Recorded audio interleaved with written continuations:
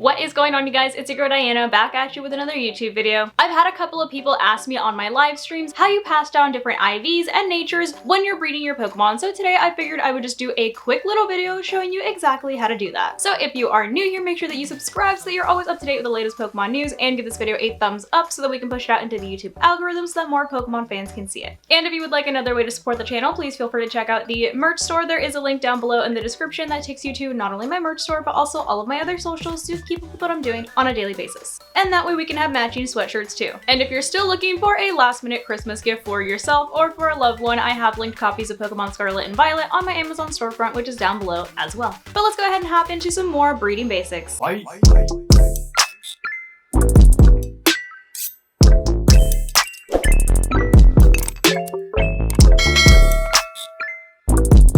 Okay, so whether you're trying to breed for IVs or natures or both, you're gonna need a couple of items on hand in order to pass down certain characteristics from your parent Pokemon to the offspring. And lucky for you, you can purchase both at Delibird Presents. So I am here in Mesagoza, literally the middle of the entire map, and I'm just gonna go ahead and walk in here to Delibird Presents and show you how much each of the items you need is gonna cost you. So the first item you're gonna be able to find under battle items, and this item is going to be the Destiny Knot, which is literally at the very bottom of the list. It costs $20,000, but your Destiny Knot is what's going to allow you to transfer 5 of the 6 IVs from the parent to your offspring. In other words, you'll pass down 5 out of the 12 IVs that you have. So it's best to give the Destiny Knot to the Pokemon that has the highest IVs so that those are the ones that get passed on. The second item that you're going to need in order to pass down natures is going to be found here in General Goods. And that is going to be the Everstone, which is $3,000. And the way that the Everstone works is you give it to the parent Pokemon with the specific nature that you want to pass down to the offspring, and therefore it gets passed down to them. I feel like that was kind of a redundant sentence, but you get the point. Now that you have your Destiny Knot and your Everstone on hand, the next thing that you're going to want to do is go to your boxes and figure out who you're going to want to breed in order to get the best results. So you can breed Pokemon of the same egg groups or of the same species of the opposite gender, but the easiest way to breed is to get one Pokemon that you want to breed and a Ditto, just because Ditto breeds with everything. However, if you are trying to breed for IVs, aka by using the Destiny Knot, you're going to want to check to see what Pokemon have good IVs.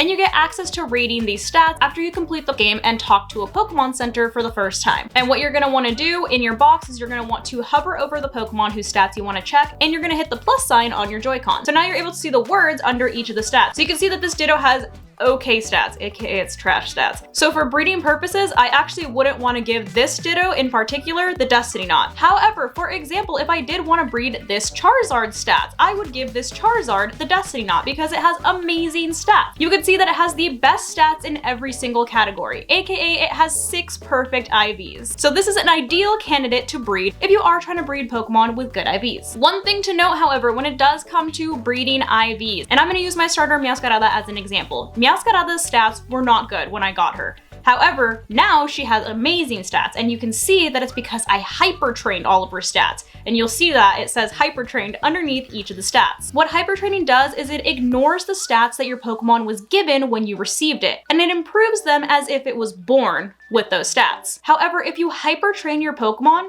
those stats will not be passed on in the breeding process. Its original stats would be passed on. The same concept is going to apply to your Everstone. So as I mentioned previously, the Pokemon that holds the Everstone is going to pass down its nature to its offspring. So if I had Charizard hold the Everstone, it would pass down a modest nature. But going back to my Meowscarada, originally she had a bashful nature, which at the end of the day doesn't do anything for you stat-wise. So I went ahead and gave her an Adamant Mitt, which once again, much like hyper training, ignores her original nature and gives her the statistics that she would have if she was born with an adamant nature. However, just like the Destiny Knot, if Meowscarada was holding the Everstone, she would pass down her bashful nature, not her adamant nature. So now with all the information in mind, I have selected the Pokemon that I want to breed with Ditto and for what reason. So I'm going to go ahead and give my Destiny Knot to Charizard because I want to pass down Charizard's statistics to its offspring.